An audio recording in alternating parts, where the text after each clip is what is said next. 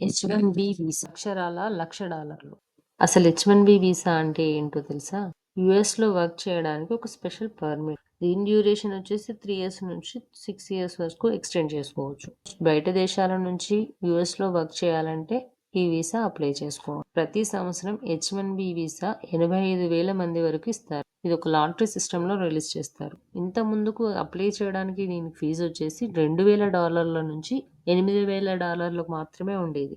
ఇప్పుడు దాన్ని $1,00,000గా పెంచారు. మన ఇండియన్ కరెన్సీలో ఆల్మోస్ట్ 88 lakhs. లేటెస్ట్‌గా రిలీజ్ చేసిన న్యూస్ ఏంటి అంటే ఇది only one time fees, not annual fees అని చెప్పారు. అండ్ సెకండ్ పాయింట్ ఏంటంటే హెచ్-1బి వీసా ఆల్రెడీ ఉన్న వాళ్ళకి అలాంటి వాళ్ళకి ఎటువంటి రిస్ట్రిక్షన్స్ లేదు, రీ ఎంట్రీ ఫీజ్ ఏమీ లేదు అని. థర్డ్ పాయింట్ ఏంటంటే ఇది ఓన్లీ న్యూ వీసా అప్లై చేసే వాళ్ళకు, not renewal and not current visa holders.